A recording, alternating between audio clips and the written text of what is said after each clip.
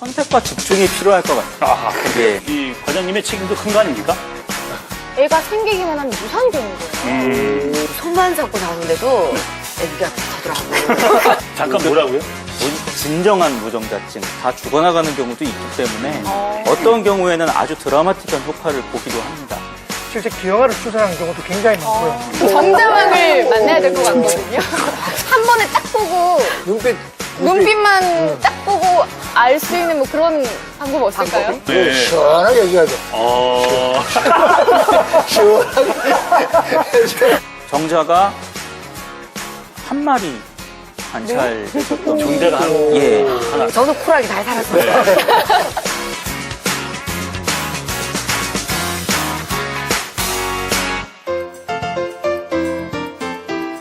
안녕하십니까. 여러분의 안방명의 공개 클리닉 웰입니다.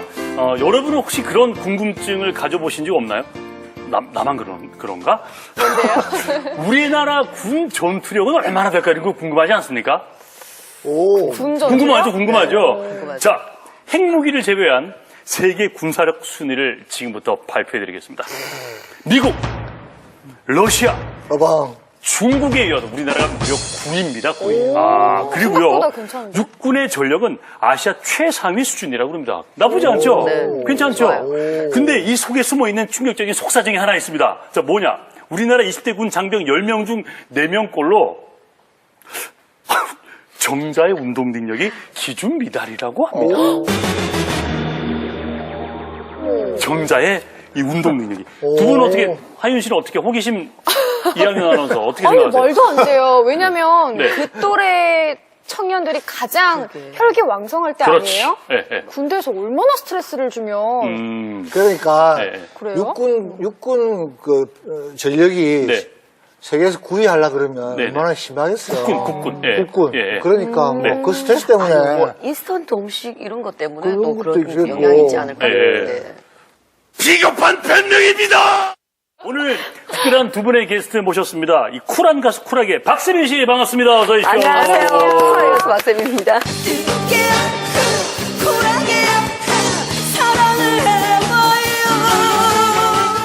자, 근데 세민 씨, 네. 이 문제는 좀 쿨하게 넘길 수 있는 문제가 아니잖아요. 네, 이건 쿨하게 넘길 문제가 아니고요. 네. 뜨겁게 다가가는 문제 같아요. 네.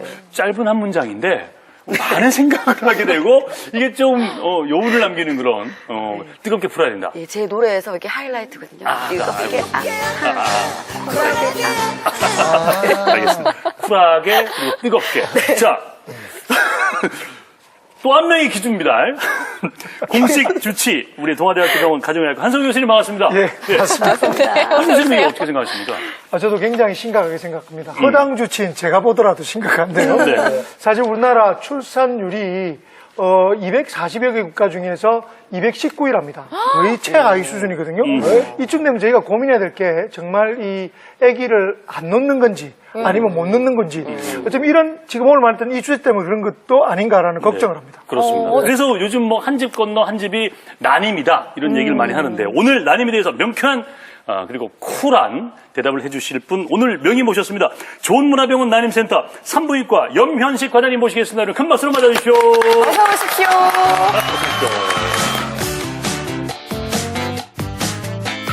우리나라 20대 군장병이면 아까 우리 이한윤 아나운서 말처럼 그야말로 혈기왕성한 뭐 온 세상이 자기 거죠. 그쵸. 근데 10명 중에 4명의 정자의 운동 능력이 기준 미달이라면 이 난임 전문의인 이 과장님의 책임도 큰 거 아닙니까?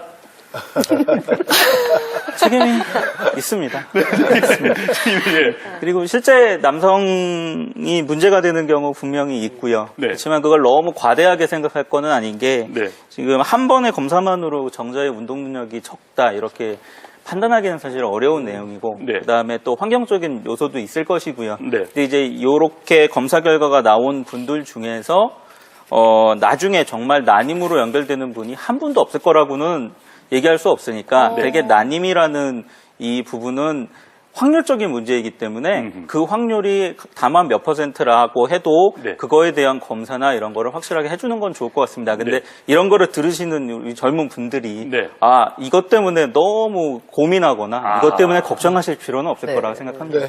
괜히 의기소침할 필요가 예. 없다는 말이죠. 예, 그렇습니다. 알겠습니다. 예. 그런데요, 과장님. 저는 지금 이 문제가 굉장히 심각하게 들려요. 팔짱 제가- 꼈어요, 지금. 굉장히 아, 심각해. 이제 팔짱 좀 풀고 얘기하겠습니다. 괜찮아요. 예. 아니, 제가 이제 앞으로 누군가를 만날 때 아무래도 좀 정자 활동이 왕성한 오. 정자왕을 만나야 될 것 같거든요. 진짜 쿨하시다. 아니, 아직 뭐 만나고 있는 사람이 없으니까 이왕에 만나는 거 결혼 그럼요. 정년기인데 그런 것들도 좀 감별을 하고 만날 수 있는 한 번에 딱 보고 눈빛만 딱 보고 알 수 있는 뭐 그런 방법 없을까요? 눈빛으로는 알 수 없을 것 같은데요. 네.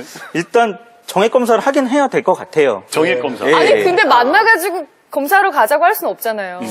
그렇죠. 어떻게 만나가지고. 사실은 성격 좋은 분 만나는 게 제일 좋을 것 같은데. 네. 정액 검사를 반드시 모든 분들이 하라고 말씀드릴 수는 없을 것 같습니다. 근데 이제 결혼 정년기에 있으신 분들이 요즘 결혼 전에 신부 되실 분들이 산정 검사 하시는 것처럼 이제 남편이 되실 분들도 어느 정도 검사하시는 거는 뭐 좋은 일이라고 생각합니다. 네. 근데 그걸 모든 남성분들한테 똑같은 잣대로 그 검사를 할 필요는 없을 것 같고요. 이제 저런 얘기들은 있어요. 그 비만이 좀 있으신 분들이 조금 뚱뚱하신 분들이 정자의 운동 능력이 좀 떨어진다라는 얘기들을 많은 분들이 얘기하시는데 네. 그거는 이제 남성 호르몬보다 여성 호르몬의 영향이 조금 더 증가해서 이제 내분비적인 얘기거든요. 네. 그래서 그 부분은 뭐 감안하셔서 어느 정도 내 몸의 상태를 어느 정도 가장 적정하게 만들어주는 건 좋겠으나 그 결혼하시기 전에 분들이 그 정액 검사에 너무 집착하시거나 또 그걸 하나의 잣대로서 판단하는 건 안 좋을 것 같고요. 역시 성격 좋은 분 만나는 거죠. 예. 성격적. 비만하고 이제 정자 운동 능력하고 약 상관이 있다는 말씀이시죠? 예, 과장님 결혼하셨어요? 그럼. 예, 애기 있죠. 다행입니다. 아니, 정말. 요즘에 그 검진센터에서도 그 신혼부부 검진이라고 결혼하기 있어요? 전, 결혼하기 전 부부의 건강 상태를 미리 체크하는 오. 검진들이 맞아요. 있습니다. 활용하셔도 좋을 것 같습니다. 거기에 그런데- 포함돼요. 사실은 정액 검사 같이 이렇게 심각한 검사들은 하기 힘들고 그렇죠. 일반적인 건강 상태, 예를 들자면 뭐 결혼 전에 신부가 걸리면 안 되는 병들 있잖아요. 풍진 검사라든지 이런 검사들을 미리 하는 검사죠. 그런데 이하연 MC가 방금 이야기했지만 그게 제일 중요한 것 같은데 남자가 그럴 때 눈빛 보면 아니, 근데 아니, 아니, 근데 박사님 이 얘기를 잠깐- 듣다 보니까 너무 슬픈 게 네. 건강검진 해가지고 신체가 별로 건강하지 않다라고 판정이 되면 헤어져요? 고민을 해봐야 되지 않을까? 참고해 참고. 참고. 네. 아니, 이 얘기를, 이 질문을 이렇게 되게 바꿔서 한번 슬프다. 던져보죠. 정말 누가 봐도 운동선수 못지않게 자기 관리를 열심히 하고 몸도 멋지고 좋아요. 그런 남자인데 혹시 난임이 될 수 있는 조건을 가질 수도 있나요? 무정자증으로 나오는 경우도 있어요. 무정자증은 뭐예요? 정자가 없다는 얘기죠. 그러니까 아예 하나도 없다는 거예요? 그런 얘기는 제가 이제 천천히 풀어드리도록 하도록 그럴 하겠습니다. 수가 있구나. 이런 얘기도 있습니다. 그 앉아서 일하는 남성이 불임이 많다. 혹시 이런 얘기 들어봤습니까? 네, 맞아요. 그리고 컴퓨터 사용을 말하면 불임 아니면 딸을 많이 낳는다. 네. 저희 방송국에도 들어봤어요. 우리 엔지니어분들 또 카메라분들 이 딸이 많다 이런 얘기를 하거든요. 그래요? 진짜 그래요. 예. 어떻습니까? 앉아서 일하는 남성분들 중에 불임이 많다는 거는 의미는 있는 얘기고요. 연구 결과에 아주 꽉 끼는 바지를 입거나 네. 아니면은 컴퓨터 작업을 많이 하시는 분들이 그렇지 않은 분들보다 정자의 운동성이 좀 떨어진다는 얘기가 있습니다. 그 이제 이유는 고안의 온도가 증가하니까 네. 남성 호르몬의 영향이 좀 떨어져서 운동 능력이 떨어진다 이런 얘기가 있는데 네. 아들 딸 얘기는 조금 다른 얘기 같고요. 예, 그 얘기는 아닌 것 같고 네. 그래서 컴퓨터 사용이나 그렇게 앉아서 작업하시는 분들이 더 운동 능력이 좀 떨어진다는 거는 의미 있게 보는 게 맞는 것 같습니다. 그러네요. 아니 근데 이제 자고로 남자는 앞에가 차가워야 되고 뒤는 따뜻해야 되고 여자는 앞도 따뜻하게 해주면 좋다. 네, 그런 말이 있어요. 그래서 네. 남자들은 될 수 있으면 정말 이 고환이 밖에 나와 있잖아요. 네. 체내에 안 있고. 그래서 그러네. 이거 시원하게 해줘야 돼. 시원하게 해줘야 돼. 아니, 갑자기 더워요. 그 말씀 하시니까, 그 말씀하고 그러시니까, 강만 선생님들 볼 때 시선을 어디서 해야지, 갑자기. 근데 더워. 아니, 나도 그래. 나도 그래요. 근데, 예, 방송합시다. 예. 근데, 제 차례죠. 근데, 여러분 보면 이제 민간요법 가장 많잖아요. 이런데, 뭐, 애 못 놓고 하면은, 뭘 먹어라, 뭐, 한약다리 먹어라, 뭐, 많은데, 이런 속설이 어떻습니까? 신빙성이 있는 겁니까? 예, 저를 찾아오시는 환자분들 중에도 민간요법이나 약을 많이 얘기하시는 분들 많이 있고요. 제 생각에는 그런 분들이 그런 약을 드심으로 해서 생리주기나 이런 데 아주 큰 영향만 없다고 하면 자기 원래 생리주기에서 굉장히 벗어나거나 질출혈이 많아지거나 이렇지 않으면 저는 마음 편안하게 드시는 것도 괜찮다고 생각합니다. 네. 그게 건강에 영향을 안 준다는 전제 하에서. 네. 제 친한 언니가 맞벌이 부부인데요. 이제 일을 좀 계속 해야 되다 보니까 피임약을 오랫동안 복용을 했어요. 그러다가 이제야 마음을 먹고 아이를 좀 가져봐야겠다 결심을 했는데 애가 생기기만 하면 유산이 되는 거예요. 근데 이게 피임약을 오래 먹으면 이게 난임이 되나요? 피임약을 오래 먹어서 난임이 된다라고 얘기하기는 좀 어렵고요. 지금 상황은 피임약은 대개 오래 장기간 드셨다고 해도 자기 가입력으로 돌아오는 데는 시간이 오래 걸리진 않습니다. 한두 주기 정도면 돌아올 수 있는데 이제 그 유산이 반복된다는 거는 그거와는 또 별개의 내용. 그거와 별개로 그분의 현재 나이나 아니면 다른 요소들을 확인을 해서 판단해야 될 문제이기 때문에 피임약을 오래 드셨기 때문에 그것 때문에 유산이 증가한다는 거는 연결되기는 어려운 일입니다. 그러니까 유산 잘 되는 이유 중에 시엄마 때문에 이런 거 없어요? 고부 갈등 말씀하시는 거예요? 고부 갈등, 예, 나왔습니다. 난임 환자분들 뵈면서 제일 제가 중점을 두고 말씀드리고 싶고 또 제일 도와드리고 싶은 거는 일단 마음가짐이거든요. 네. 난임 부부들이 조급할 수도 있고 스트레스도 그것 때문에 굉장히 많을 수도 있고 그래서 그런 거를 편안하게 해주는 게 사실 쉬운 일은 아닌데 그런 거를 편안하게 해주는 것부터 무조건 시작을 해야 되기 때문에 그게 고부간의 갈등이 됐든 뭐가 됐든 간에 주변에서의 스트레스라고 하면 그거는 제가 영향을 줄 수 있다고 생각을 합니다. 옛날에는 신혼부부가 자고 있으면 시엄마가 와가지고 바깥에 문 밖에서 빗자루 쓰고 뭐 잘 자냐 뭐 이렇게 잠자냐고? 뭐 아니, 그러고 요즘은 마음을 쿨하게 먹는 게 제일 좋아요. 네, 불안 가지지 말고. 중요하죠, 그 얘기도. 네. 예. 혹시 뭐, 네. 마음이 편해야 돼. 아니, 저는 이렇게 손만 잡고 자는데도 네. 애기가 서더라고요. 근데 이게 잠들기 전에 손을 잡고 자야 되는지 또 새벽에 손을 잡고 자는 게 좋은 건지 깨서 손을 잡아야 되는 건지. 네, 잘 모르겠더라고요. 타이밍에 대한 얘기 같은데요. 타이밍은 언제 손을 잡고 주무시든 그거는 상관없을 것 같고요. 예, 학문적으로 보면 배란이 되는 시기는 되게 새벽녘이라고 얘기는 하긴 합니다. 근데 배란이 그 시기에 된다 하더라도 네. 그 전 하루나 그 후에 하루에 난자나 정자들이 모두 그 활동성이 있기 때문에 언제 뭐 손을 잡고 주무신다 해도 그 시간에 너무 개의치는 않으셔도 될 것 같습니다. 제가 생각하기에는 너무 걱정할 게 뭐냐면은 네. 걱정을 너무 하다 보니까 너무 자주 하는 거예요. 빨리 자주 손을 임신하라고. 잡는다. 예. 그러니까 자주 손 잡는 거야. 예, 예, 예. 죄송합니다. 말씀 편하게 하세요. 공부를 너무 자주 하는 거예요. 그래서 이제 정자가 만들어지기 전에 네. 이 덜 익은 정자가 막 나가니까 어. 이 임신이 안 된다 생각합니다. 선택과 집중이 필요할 것 같습니다. 아하, 예, 일단 배란이를 확실하게 잡아서 배란이를 예측을 해서 그때 사실은 관계가 있는 게 좋고요. 네. 그게 이제 제가 그렇게 잡아드려도 좀 여유가 있으시거나 아니면 좀 조급하신 분들은 아까 말씀 주신 대로 일주일 내내 손잡고 오시는 분들도 있어요. 네. 있고 또 그러면은 또 안 되느냐 그것도 아니고 임신 되시는 분들도 있고요. 근데 제 생각에는 과학의 힘을 빌려서 배란이 될 정확한 시기에 네. 한 1회 내지 3회 정도의 네. 관계가 있는 게 제일 좋지 않을까 싶습니다. 선택하고 집중을 하라. 네. 그런 얘기고. 그러니까 이렇게 지금 벌써 하나의 의견 가지고 이 두 사람의 그 생각이 다른 것처럼 이 속설에 의지하다 보면 안 되거든요. 그래서 정확한 검진이 필요한데 흔히 난임 그러면 여자만 생각하잖아요. 다들 이렇게 생각하는데 혹시 남성 난임에 주목해야 될 이유가 있다고 그럽니다. 제가 화면을 한번 준비해봤거든요. 보시고 또 설명을 듣도록 하겠습니다. 자, 열어주십시오. 자, 난임, 아빠부터 챙겨보자.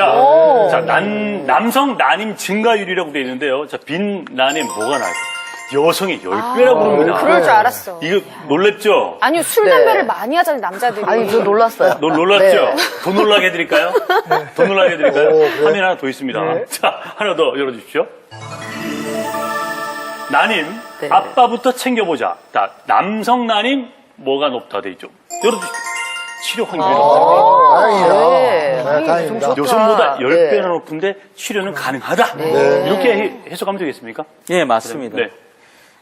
남성 난임은 진단도 그리 어렵지 않고요. 네. 그다음에 치료도 되게 무정자증인 경우 중에서 저희가 치료할 수 없는 경우를 제외하면 또 치료 가능한 무정자증이 많기 때문에 네. 대부분의 남성 난임은 치료 확률도 좋고 또 치료해서 경과도 좋습니다. 네. 그래서 시험관하기 시술 하시는 분들 중에 제일 경과가 좋은 경우가 그 남성 난임이랑 난관 요인이라고 저희가 주로 얘기를 하거든요. 네. 특히나 뭐 남자들 같은 경우는 이 정액 검사만 하면 되지만 아주 간단하지 않습니까?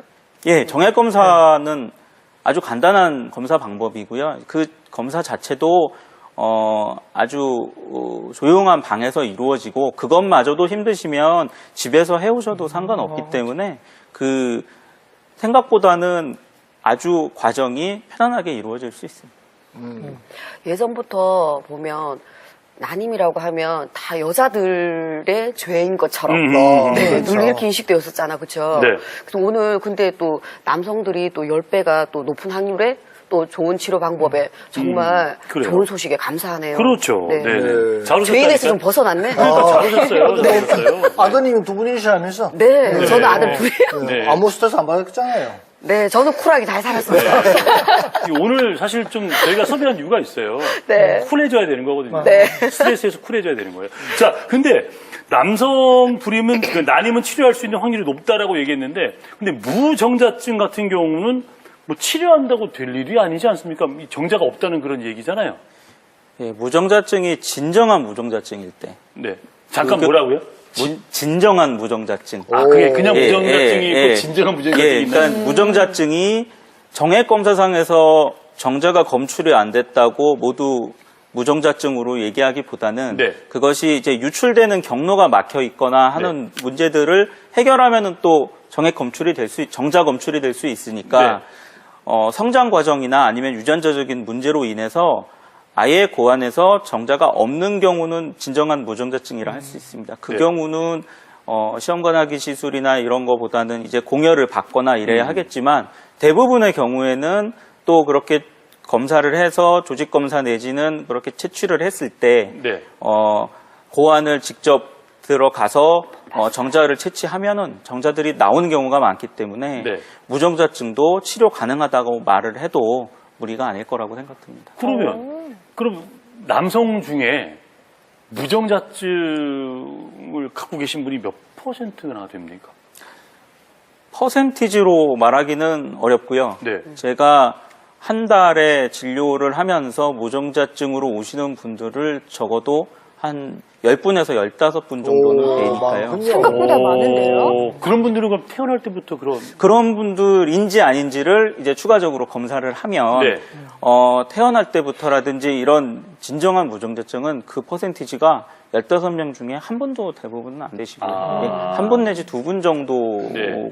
대부분은 뭔가를 해볼 수 있는 경우들이 더 많습니다. 가능성이 있네요. 예. 충분히. 예. 그 사실 임신이 안 되면 정말 아까 제가 말씀드렸던 것처럼 여자들이 더 고생을 많이 하더라고요. 마음고생도 많이 하고. 근데 여기 원인이 보면 여러 가지 굉장히 다양하게 있는 것 같더라고요. 근데 보통 말하면 또 별로 자기는 문제가 없대. 이 말씀은 이제 지금 남성 난임 얘기를 했는데 여성한테도 문제가 있을 수 있다는 그런 근데 얘기잖아요. 보통 나는 괜찮아. 그런데 이상하게 안 되네. 이렇게 보통 아, 그렇게 말씀하시더라고요. 다들 그렇겠죠. 네. 난임이라고 얘기했을 때 정상적인 부부 생활을 하고 1년 정도의 시점에서 아기가 생기지 않았을 때를 난임이라고 얘기하는데요. 이제 그 정도 시점에서 불안감을 가지시고 오시는 분들도 있고요. 편안하게 좀 더 기다리시는 분들도 분명히 있어요. 근데 제가 보기에는 대부분의 원인들은 이렇게 구분할 수 있을 것 같습니다. 배란 장애, 또 나팔관 요인, 또 자궁의 기형, 또 자궁의 혹이나 아니면 자궁이 커져 있는 성근증이나 이렇게 자궁 자체의 요인들, 그 다음에 이제 남성 요인을 생각해 볼 수 있고, 그 요인들이 지금 제가 말씀드렸던 요인들 중에 해결 불가한 것들은 거의 없습니다. 그래서 1년 정도의 텀이나 아니면은 1년에서 조금 더 후에 만약에 원하는 결과가 이루어지지 않는다고 하면 그 원인 중에 혹시 있을 것인가 하는 것을 한 번쯤 확인해 보는 것은 의미 있을 것이라고 생각합니다. 제가 아는 동생이 브린 클리닉을 다니면서 이렇게 그래도 잘 안 된대요. 많이 다녔는데 제가 이제 이렇게 경락이나 요즘 마사지 이런 것도 도움이 될까 싶어서 그런 쪽으로 제가 아는 데를 소개를 해줬었어요. 네. 그랬더니 바로 임신이 됐어요. 정말 너무 기뻤어. 제가 너무 기뻤어요. 그러니까 불임이랑 같이 또 몸을 같이 순환을 시켜서 이렇게 도와주는 역할을 하니까 네. 그게 더 도움이 되나 싶어서 제가 그것도 궁금했었어요. 마사지로. 마사지나 뭐 경락이나 마사지를 예, 하면서 몸을 좀 풀어주니까 그런 것도 여자들한테 도움이 되나 이렇게 생각을 했었어요. 일리 있는데요. 네. 네, 일면 뭐 스트레스를 풀 수 있는 개념으로 바라보면 맞을 것 같고요. 네. 네. 그다음에 난임이 어차피 확률의 이야기이기 때문에 네. 그렇게 스트레스가 풀림으로 해서 또 확률이 올라갈 수 있다고도 생각할 수 있을 것 같습니다. 근데 그 중에 제일 중요한 기본은 네. 그러한 조치들이나 시술들이 내 생리주기나 내가 지금 유지되어 있는 호르몬에 변화를 주면 안 되기 때문에 그런 내 건강 상태에 영향이 없을 정도의 네. 조치가 필요할 것이라고 생각합니다. 그런데 지금 중요한 말씀을 하신 것 같은데 네. 난임이신 분들이 여러 뭐 좋다는 곳을 많이 가시지 않습니까? 그런데 그런 곳을 너무 신봉하는 것은 조금 문제가 있는 것 같습니다. 제가 아시는 분들 중에서도 그 난임 때문에 검증받지 못한 그런 무슨 민간요법에 풀, 나무 이런 맞아요. 것들 먹고 난 뒤에 실제 기형아를 출산하는 경우도 굉장히 많고요. 문헌 보고도 굉장히 많습니다. 네. 그래요. 아니, 조심해야 그런 유명한 것도 있잖아요. 그죠? 옛날에는 아들 놓기를 좋아했잖아요. 네. 그래서 옛날에 산부인과가 미어 터지는 산부인과가 있었어요. 네. 그 선배님, 저 잘 개인적으로 모르지만 선배님 성함이 추서예요, 추서. 추석. 근데 이제 성이 고예요, 고. 네. 이름이 고추서예요. 그래가지고 그 산부인과가 막 아들 놓는다고 막 그러다 갔었어요. 그러니 싫어해요, 싫어. 네, 정말 저는 다음 주 기대됩니다. 이 방송이 나올지 안 나올지 정말 기대되네요. 나올 거예요. 재밌어지겠는데? 예. 네. 또 궁금하신 점. 네. 아니 저는 주변에 이제 친한 언니들이 자궁 근종 때문에 고민하는 언니들이 요즘 많아요. 많죠. 네. 대구 사는 한 언니가 하혈을 오랫동안 했어요. 직장 내 스트레스로 인해서. 그러다가 결혼을 했는데 자궁 근종이 생겨가지고 수술을 했어요. 그 후에 애를 가지려고 노력을 해도 애가 안 생기는 거예요. 그리고 또 한 언니는 통영 사는 언니인데 산의 진미를 먹고 자라서 물이 좋아서 그런지 그 언니는 그 물혹이 생겨가지고 수술을 2번이나 했는데 아들, 딸 낳고 너무 잘 살거든요. 근데 저는 이게 그 자궁 근종하고 난임하고 연관이 있는 건지 네. 좀 궁금하더라고요. 한 케이스는 안 되고 한 케이스는 네. 되는 케이스인데. 자궁이 커져 있는 질환으로 가장 대표적으로 얘기할 수 있는 게 자궁 근종하고 자궁 성근증인데 네. 두 개의 구분은 그리 중요하진 않고요. 네. 그 자궁 근종이나 자궁 성근증의 증상은 생리양이나 생리통이 많은 것입니다. 네. 근데 이 자궁 근종이나 자궁 성근증이 불임 내지는 임신에 영향을 줄 수 있습니다. 치료 방법이나 이런 걸 결정하는 게 좀 어려운데 자궁 근종이나 자궁 성근증을 치료를 명확하게 하고 가기는 쉽지 않고요. 또 수술을 진행하고 나서 대개 임신 시도를 하는 것보다는 수술 전에 먼저 임신 시도를 하고 아기 문제가 다 해결된 후에 수술 쪽으로 가는 경우가 더 많습니다. 근데 이제 자궁근종이 너무 크거나 그거 자체로 제한점이 있을 것이라고 판단이 되면 그때는 수술을 진행하는데 그거는 전문의가 판단을 해야 될 거라고 생각합니다. 네. 네. 별 이상이 없는데 네. 안 생기는 그런 경우. 네. 그렇잖아요. 이런 경우도 있습니까? 네, 그런 부분을 총칭해서 원인 불명이라고 하고요. 예. 원인 불명이 가장 사실은 해결하기 어려운 것이기도 합니다. 네. 원인 불명이 원인이 없다는 게 아니라 네. 확인하기가 어렵다는 것이고 그 대부분의 제 경험으로는 대부분 착상 요인이 가장 많을 것이라고 생각은 착상. 네네네. 드는데 착상이. 그거는 쉽게 설명할 수가 없는 내용이기 때문에 네. 일단 원인 불명 안에 들어가 있고 네. 대부분 원인 불명도 난임이 확률적인 문제이기 때문에 시험관하기 시술 내지는 인공수정을 꾸준하게 시도하면 네. 대부분은 해결이 가능한 것으로 판단이 됩니다. 그렇군요. 과장님, 근데 이 원인이 어쨌든 간에 뭐 자궁 근종이든 간에 환자 입장에서는 임신이 돼야 될 거 아닙니까? 그렇다 그러면은 치료 방법 중에 인공수정과 있고 그다음에 시험관 수정이 있는데 이 둘 중에 어느 것이 더 확률이 높습니까? 확률적으로만 보면 시험관하기 시술이 더 높습니다.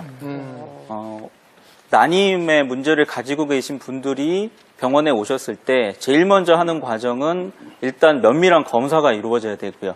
그 면밀한 검사 후에 다른 문제가 명확하게 도드라지지 않는다고 하면 먼저는 배란이를 정확히 맞추는 과정을 진행을 합니다.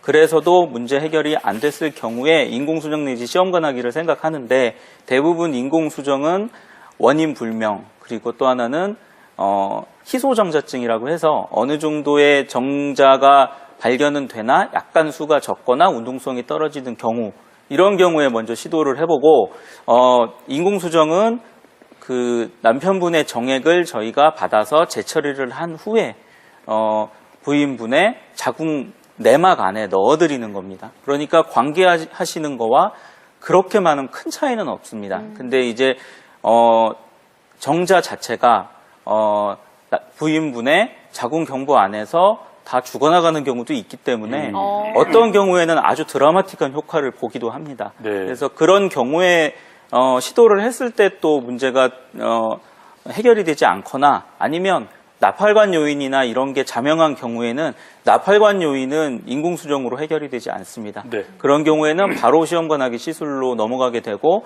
시험관하기 시술은 남편분의 정자와 부인분의 난자를 각각 채취를 해서 시험관 안에서 아예 수정을 시켜서 그 수정된 배아를 부인분의 자궁 내막에 저희가 이식을 해드리는 과정입니다. 네.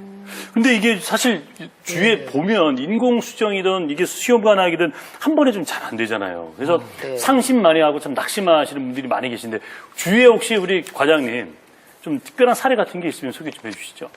예, 제 환자분 중에 무정자증으로 오셨는데 네. 정자가 한 마리 관찰되셨던 정자가 하나. 예, 한 마리인데 운동성이 거의 없으셨고 예. 그래서 제가 그 정자를 너무 소중한 정자라서 네. 냉동을 한 후에 시험관하기 시술을 진행해서 부인분 시험관하기 시술로 아기가 잘 생겨서요. 그 아기 낳고 아기 두세 살 정도 된 거예요. 진짜 소중하다. 한 마리밖에 없는 정자에서 성공률이. 우지장을 이렇게 막 네. 깨웠어요? 깨웠어, 이렇게? 자고 있었어. 저 깨우고 이래. 열심히 깨웠어요. 열심히 깨 아니, 혹시 네. 또 진짜 선생님들마다 네. 또 이렇게 뭐 약간의 방법이 또 차이가 있으시면 또 그 성공률도 좀 다르실 것 같은데 네. 그게 또 다 비슷하나요? 의사와 환자의 궁합에 맞아야 돼. 궁합 미리 봐야 되나? 사주 보고가. 네. 난임은 산부인과 파트에서도 가장 좀 학문적인 내용이 강하고 네. 또 이런 프로토콜이라든지 이런 게 어느 정도 정립되어 있는 분야이기 때문에 네. 요즘은 거의 하시는 선생님들의 프로토콜이 거의 비슷합니다. 음흠. 그러고 되게 배양 시설이나 이런 것도 우리나라는 굉장히 잘 갖추어져 있기 때문에 그 차이가 그리 많다고 생각하지는 않습니다. 네. 그래서 어느 정도의 공인되어 있는 기관에서 시행을 하신다면 네네. 대부분 난임 전문의가 시행을 하신다면 그 걱정은 크게 안 하셔도 될 거라 생각합니다. 그럼 말씀 나온 김에 그렇구나. 그럼 우리나라 우리 그 산부인과 중에서도 난임 관련되어 있는 그 의료 기술이라 그럴까요? 좀 전 세계적에서 보면 이렇게 상위권이 있습니까? 그러니까 이 말을 또 바꾸고 말하면은 외국에서도 이 난임 치료를 위해서 그 병원을 방문하기도 하고 합니까? 예, 외국에서 오시는 분들이 굉장히 많습니다.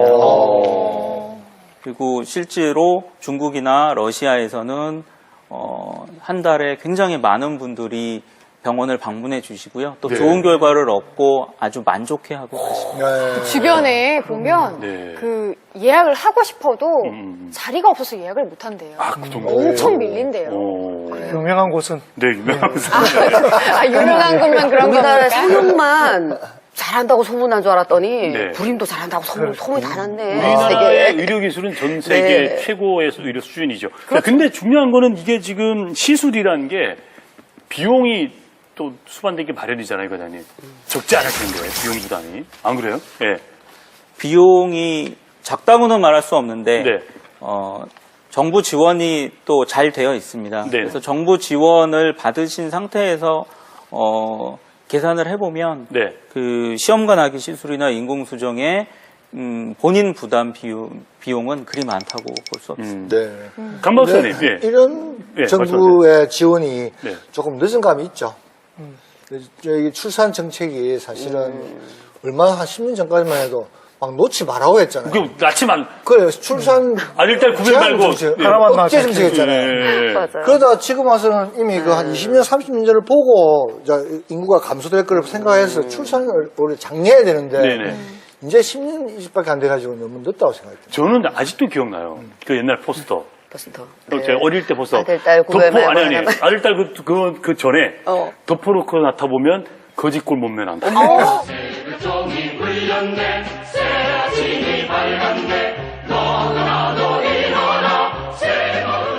있었다니까, 진짜 있었어요. 그랬었어요? 아들, 딸 구별 말고 둘만 잘 치료하다가 나중에 하나만 나못 나왔잖아요. 봤는데. 진짜 교과서에 나오던 얘기는 그렇구나. 고향 어디예요? 부산이요. 나도 부산인데. 문현도. 지금은 애기들 많은 집 보면 부자 같아요. 진짜요. 그러니까. 네. 지금은 네. 복이죠. 네. 지금 출산 장려운동을 지금 막 해야 되는 그런 시기잖아요. 그죠? 그렇죠. 이런 출산 정책이라 그럴까? 이런 것들도 조금 타이밍이 좀 잘 맞아야 되는데 좀 아쉬운 점이 없지 않습니다. 지금이라도 참 더 장려해야 될 것 같습니다. 네, 네, 맞습니다. 맞아요. 쉽지 않았습니다. 요즘은 육아휴직뿐만이 아니라 얼마 전에 그 법안 발의된 것 중에 네. 그 난임 치료 기간 동안 네. 90일간 네. 휴가 줄 수 있는 그런 직장인들에게 네. 그럼 정말 쿨하게 할 수 네네. 있겠다. 난임 휴가제가 진짜. 지금 법안 발의가 됐어요. 지금 어떻게 네. 통과될지는 마음 모르겠지만. 편하게. 네. 너무 처음으로 아나운서 같다. 발전기를. 근데 옛날에 세종대왕 때도 벌써 그때도 네. 노비들이 네. 그 출산할 때 90일 줬어요. 오. 그래서 가다가 중간에 차가 없으니까 가다가 죽잖아요. 그래서 일찍 보냈어요. 세종대왕이 대단하신 분이에요. 네. 아니, 왜냐면은 그 시험관학이나 인공수정 하려면 병원에 한 6, 7번을 방문을 해야 된대요. 근데 직장 다니면서 맞아요. 워킹맘들이 힘들다. 어떻게 그렇지. 병원을 네. 다녀요? 진짜 힘들다고. 그리고 제가 주변에 보면은 제 주변 경험상 그 직장 다니는 언니들이 임신이 안 돼요.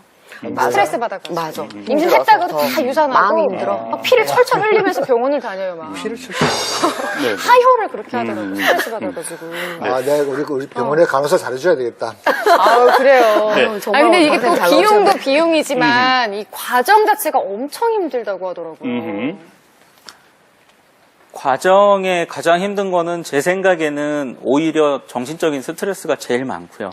이게 워낙 기대도 많고 또 두려움도 많기 때문에 결과에 대한 두려움도 있고요.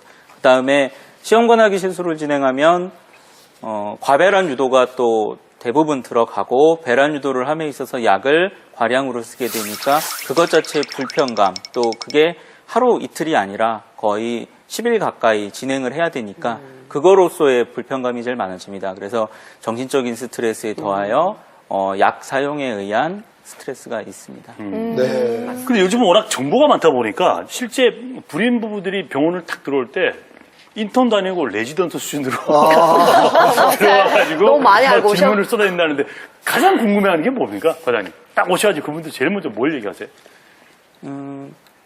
이제 대부분의 내용들은 다 알고 오시기 때문에 네. 디테일한 부분 많이 물어보시고 과정상의 약의 용량이라든지 네. 이런 거 궁금해하시는 분들도 많이 있고요. 네. 또 본인들이 원하는 맞춤식의 또 치료 방침을 원하시는 분들도 많이 있습니다.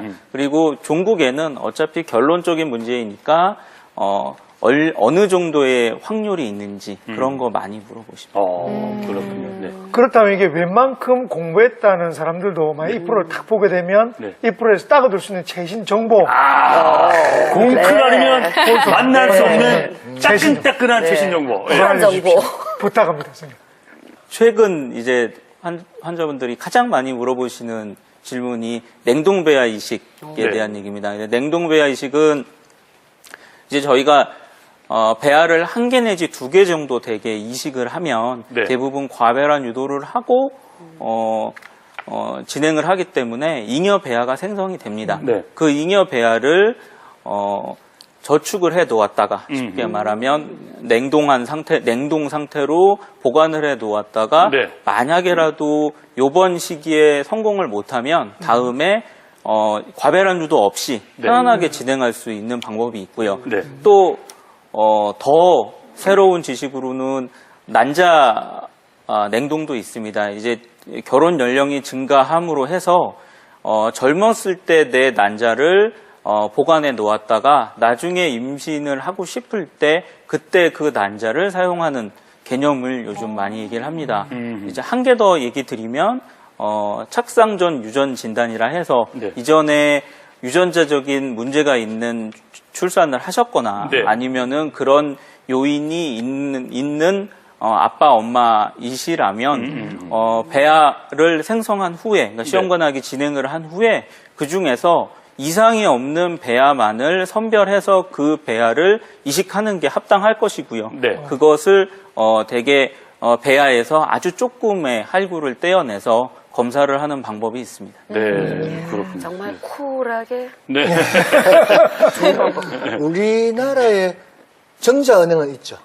예. 근데 난자은행은 없죠. 난자은행이라고 할 수는 없고요. 왜냐하면 난자를 공여해 주는 것은 또 다른 개념입니다. 그리고 현재 법상에서도 어려움이 있고요. 네. 그래서 대부분은 난자는 본인의 난자를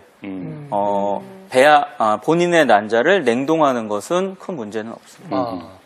그런데 요즘 궁금한 것은 쌍둥이가 좀 많아졌어요. 맞아요. 요즘 네. 보면 백화점이 많아요. 백화점이 많아요. 시장가도 많고 한데 그 난임 시술 때문입니까? 아니면 본인들이 원해서 오히려 과배란 유도를 하는 겁니까?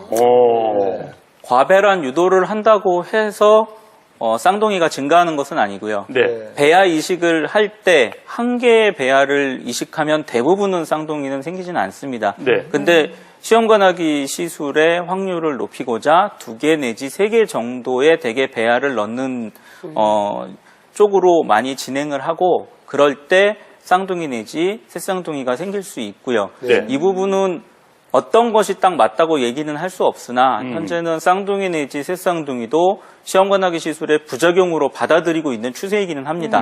거기에 하나 더해서 시험관하기 시술을 진행하시는 아빠 내지 엄마가 네.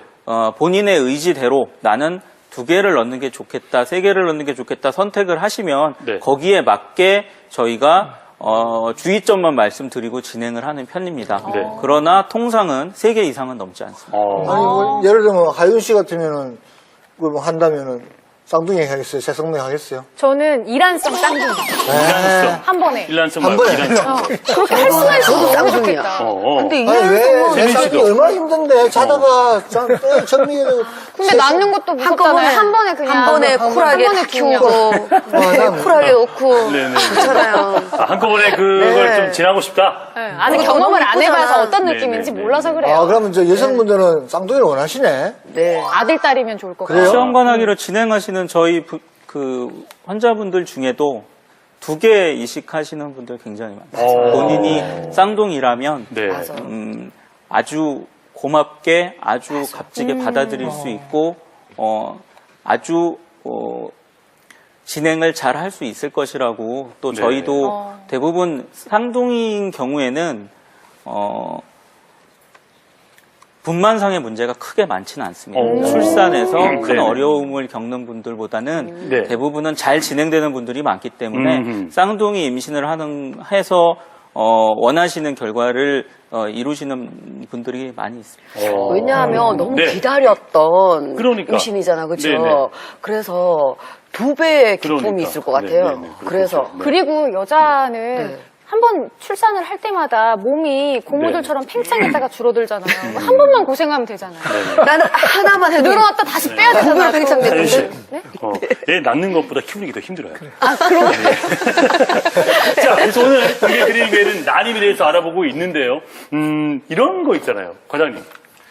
결혼 전에, 그러니까 우리 이하영 아나운서처럼 결혼 전에 결혼을 해야 되겠거나 정년기이거나 하는 분들이 사전에 좀 어떤 미리 예방할 수 있는 법이 있다면 만일 어떤 생활 수칙이나 이런 게 있을까요? 그렇게 가능한지도 궁금합니다. 결국 시험관하기 시술이나 인공수정이나 모든 난임에 관련된 요인들은 대부분 여성 호르몬 내지 남성 호르몬과 상관이 있는 내용이기 때문에 자기가 원래 있는 내 몸 상태를 유지해주는 게 제일 좋습니다. 내 몸 상태가 제대로 유지됐을 때 내 생리 주기가 제대로 유지가 되고 그랬을 때 내 착상의 상태가 제대로 유지가 됩니다. 네. 그래서 뭔가를 더 조작을 한다기보다는 내 평상시의 상태를 유지해주고 내 마음가짐을 유지해주고 제일 편안한 상태에서 무엇을 진행하시는 게 가장 좋을 거라 생각합니다. 그러니까 특별하게 뭘 하려고 하지 말고 네. 평상시를 참 유지를 잘 하라 이런 말씀인데 자, 여기에 또 하나 이 평소의 습관 플러스 이 식습관까지 보태지면은 이건 뭐 그야말로 금상첨화가 되겠죠. 자, 한성호 교수와 함께하는 푸드 처방전 오늘의 건강 밥상 공개합니다. 자, 오늘의 푸드 처방전을 밀고 오는 속도가 상당히 빨랐어요. 가벼워요. 그만큼 가벼웠다는 얘기거든. 제가 뭐, 그렇죠. 진짜 가볍네. 너무 무성 이야기 갖고 오신 거 아니에요? 아니요. 네. 아주 좋은 슈퍼푸드를 제가 들고 왔습니다. 자, 슈퍼푸드 예. 지금부터 공개하도록 하겠습니다.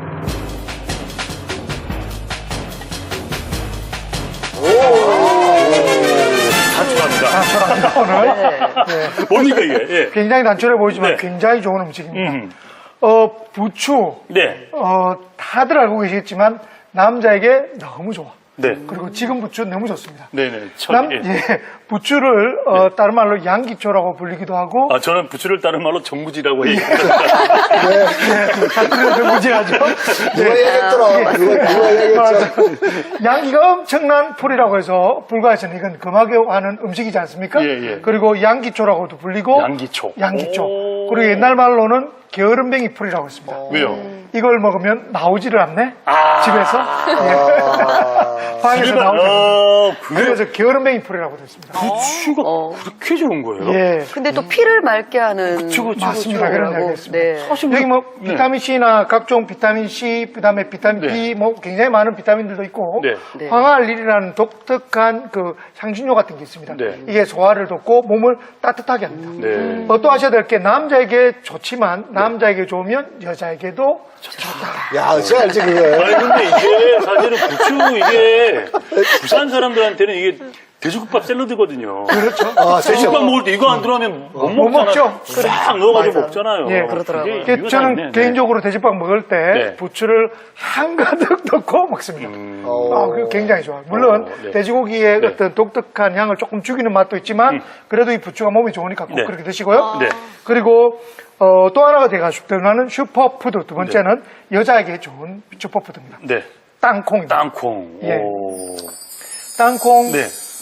올레산 같은 불포화 지방산이 엄청 많다는 걸 알고 네, 계실 네, 겁니다. 네, 땅콩, 호두 이런 곳에는 불포화 지방산이 많아서 네. 일반적으로 동물성 기름에 있는 포화 지방산을 막아주는 좋은 효과가 있고요. 네. 그리고 또 하나 땅콩에는 비타민 B, 비타민 B1, 2 그리고 비타민 E 같이 아주 풍부한 비타민들이 많습니다. 네네. 그리고 이 땅콩 껍질에는 소화를 돕는 독특한 또 성분이 있거든요. 그 껍질 아, 같이 껍질 먹어요? 먹어요? 껍질을 같이 먹는 것이 훨씬 더 몸에 좋다고 알려져 있습니다. 까먹지 말고. 까먹지 말고. 오, 예. 잠깐만, 우리 이거 박세빈 씨는 땅콩 반찬 좋아하세요? 요리해서 예, 저 좋아해요. 어. 항상 저도 차에 늘 견과류가 이제 땅콩은 항상 빠지지 않고 있어요.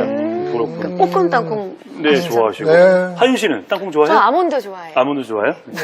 그러니까 뭐 남자를 어떻게 하면 뭐 이게 정작 활동 능력이 아니 저는 사실 부추를 되게 좋아하는데 하윤 국밥집에 씨 가면 말고 남자를 아니 얘기라니까. 국밥집에 가면은 아저씨들이 진짜 말 그대로 산처럼 쌓아놓고 드시더라고요. 저는 이게 그런 거에 목적을 두고 드시는 건지 모르고 진짜 맛있어서 드시는 건 줄 알았는데 그럼요. 다 목적이 있었네. 목적이 아니고 맛있는 진짜 맛있어서 먹는 거예요. 아 그런 거예요? 아니 그런 거예요? 부추가 무침도 진짜 맛있는데. 부추가 저기 따뜻하다고 했잖아, 그쵸? 예. 성분이. 그럼 여자들한테도 좋을 것 같은데요? 예, 맞습니다. 예, 여자들한테도 여자들 몸을 따뜻하게 하는 꼭 네. 항산알릴이 여자 몸도 따뜻하게 만들어요. 네, 같이 그래서 좋은 거네요. 여자한테도 역시 좋습니다. 예. 그리고 또 하나 네. 제가 가져오지 못한 슈퍼푸드 중에 하나가 네. 굴. 굴이 지금 제철이 아니라서 네, 제가 네, 네. 가져오질 못했는데요. 네. 굴 정말 좋습니다. 바다에서 나는 우유. 구유 맞습니다. 네, 네. 그리고 굴은 뭐 네. 굉장히 풍부한 단백질도 있지만 네. 굴에는 독특하게 아연이 엄청나게 많습니다. 아연, 예. 자연 속에 있는 아연은 네. 정자의 생성과 정자의 활동을 활발하게 하는데 굉장히 도움을 줍니다. 네. 임신에도요, 아연이 모자라면 네. 이게 제가 듣기로는 기형아가 생긴다는 이런 소리도 들었어요. 예. 여자들이 꼭 필요한 처음 성분이 듣는데. 아연이라고. 네. 보세요. 아, 아니야. 지금 말씀 얘기하시네. 지금 말씀 엽산을 이야기하신 것 같고요.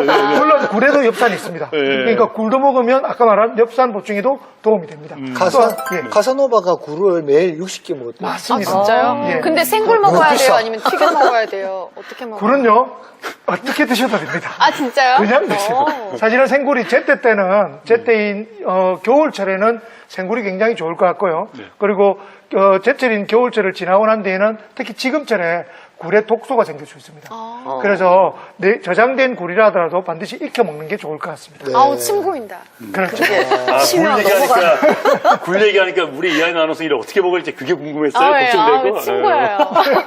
자, 그런데 네. 이게 제가 끝이 아닙니다. 뭡니까 그럼? 오늘 또 최지의 그 FDA한테 부탁한 네. 특별 비방, 특별 슈퍼푸드가 또 하나 있습니다. 네. 너 준비를 하고 있는데 진짜? 예. 예. 자, 최재 우리 들어와 주십시오. 이거는 잠깐만. 이건 늘 제가 애호하고 좋아하는 그거 맞죠? 와인 아니에요? 딴 와인? 걸 넣은 건 아니죠? 예. 그렇죠. 바로 레드 와인입니다. 레드 와인. 예. 오. 레드 와인 좋다는 이야기는 많이 들으셨죠? 네. 예. 와인은 잘 알다시피 네. 그 폴리페놀이라 불리는 아주 정말 좋은 황산화제가 풍부하게 있습니다. 이걸 드시게 되면 네. 우리가 노화도 예방하고요. 네. 그리고 주름도 피하는 효과가 있지 않습니까? 오. 예, 그런 효과도 있습니다. 네. 그러면 뭐 한 잔씩 하시죠. 이런 그렇죠. 무슨 김에 제가 아니, 그래, 누구한테 많이 드릴게요. 드시면 안 돼. 많이 아니 드시면 우리 안 돼요. 네. 강동원 아, 원장님하고 저를, 예, 우리 예. 세빈 씨 또 우리 특별히 또 게스트 네. 오셨으니까 아유, 제가 한 잔 고맙습니다. 무슨 소믈리에처럼 이렇게 한번 따드리도록 하겠습니다. 소믈리에처럼? 자, 뭐 있고 뭐 다 드시라는 거 아니에요. 다 드시라는 거 아니니까. 갑자기 기분이 좋아지네요. 아니, 요거를 드시고. 그럼 이거 이렇게 하시죠. 이 코너는 우리 저기, 이 푸드 처방전은 두 분이 자, 뭐, 건강하게, 그리고 멋있게. 이렇게 하면 짠! 하는 걸로 끝내는 걸로. 네. 네, 두 분이 카메라 보시고. 네. 건강하고 멋있게. 화이팅. 한잔 하세요, 쭉. 네. 자, 숨겨진 비밀 하나 말씀드리겠습니다. 숨겨진, 좋은- 예. 다 드셨는데 숨겨진 비밀. 사실 이렇게 드시는 이 분위기 너무 좋지 않습니까? 네. 와인은 부부 관계를 좋게 만듭니다. 네. 그래서 숨겨진 비밀은 네. 오늘 저녁 와인. 제가 좋은 분위기 만드는 게 사실은 제일 좋은 슈퍼푸드 아니겠느냐. 아, 이걸 진짜 다 마실 수도 없고. 와인이 갖고 있는 그 영양분이나 이 성분도 성분이지만 이 몸에서 이러면서 음악이 분위기 싹 하는. 네. 이게 정말 비법이 아닌가 생각합니다. 네. 아, 지금까지 푸드 처방전 함께 들어봤습니다. 고맙습니다.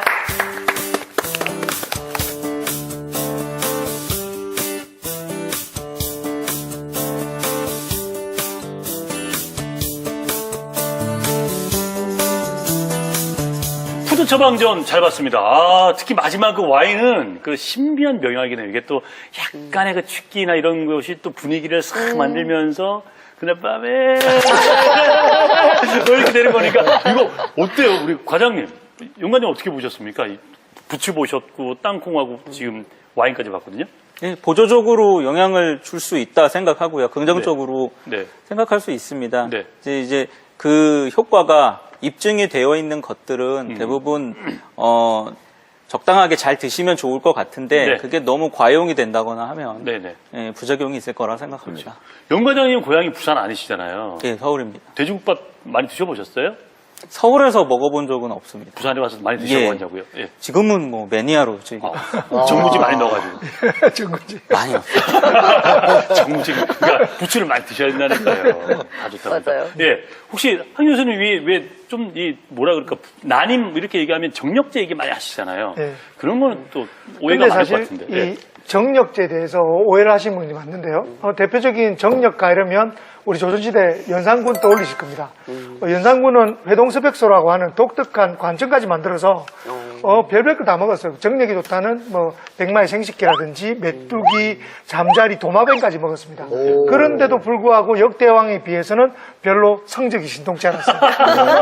그리고 31살에 요절했습니다. 예. 정력제는 보조적으로 도와주는 형태의 좋은 음식일 뿐이지 네. 그걸 너무 심오하시게 되면 오히려 몸을 망치게 된다는 거 잊지 마십시오. 네, 너무 자주 손을 잡아서 그래요. 그래요. 그렇게 먹어가지고 어디 요즘으로 쓰려고. 하신 이유가? 아니, 그렇게 먹어가지고 어디 쓰려고. 자, 오늘 난임에 대해서 공개 크리니비엘 여러분과 함께 얘기를 나누고 있고요. 자, 끝으로 이것 하나만은 기억하자. 난임 극복을 위한 닥터 처방전을 공개하도록 하겠습니다. 자, 보시죠. 자, 난임 극복을 위한 닥터 처방전 뭡니까? 검사는 쿨하게, 마음은 따뜻하게. 윤 과장님, 이거 어떻게 해석하면 될까요? 난임이라는 문제가 본인한테 딱 닥치게 되면 제일 먼저 다가오는 마음가짐이 마음의 상태가 조급해집니다. 불안해지고. 아하. 그렇죠. 근데 대부분의 난임의 문제들은 해결 가능한 문제들이 대부분이기 때문에 네. 그것에 너무 조급하게 또 내지는 너무 부정적으로 생각하실 필요 없습니다. 네. 대부분은 저 같은 난임 전문의들이 해결을 다 해드릴 수 있습니다. 다만 네. 그러한 문제들을 방치하지 말고 냉정한 검사를 해서 네. 결과를 냉정하게 받아들이고 거기에 빈틈을 정확하게 메꿔주기만 하면 될 거라 생각합니다. 네. 그래서 검사는 정확하게 하시고 그거에 대한 마음가짐은 아주 편안하게 가지는 그 자체가 난임의 정복의 제 생각에는 반 이상을 차지한다고 생각합니다. 네. 그 박수 한번 보내주시죠. 예. 그렇죠. 그 뭐 스포츠야 결과가 있어야 되고 그 결과에 따른 또 해석이 있어야 되고 뭐 책임도 짓고 하겠습니다만 인생은 스포츠가 아니잖아요. 그죠? 많은 좋은 방법들이 있으니까 여러분들 잘 활용해 보시길 바랍니다. 자, 지금까지 도움 말씀 주신 오늘의 명의 좋은문화병원 난임센터 산부인과 염현식 과장님과 함께했습니다. 과장님 고맙습니다. 조급해하지 마시고요. 상처받지 마시고요. 포기하지 마십시오. 응원하겠습니다. 일찍 주무시고 그리고 아침에 좀 일찍 일어나셔가지고 손을 꼭 잡으시면 좋은 결과 있을 것 봅니다. 자, 그리고요. 네. 네. 제일 중요한 건요, 마음을 편하게 가지시고, 정말 쿨하게 마음 먹고, 잘 될 거라는 믿음 가지시고, 그렇게 또, 브린 클리닉 또 열심히 다니시면 좋은 결과가 있을 것 같다고, 네, 생각합니다. 네, 고맙습니다. 야구의 최고의 감동 홈런이라고 합니다. 홈런의 뜻은 집으로 뛰어서 간다는 뜻입니다.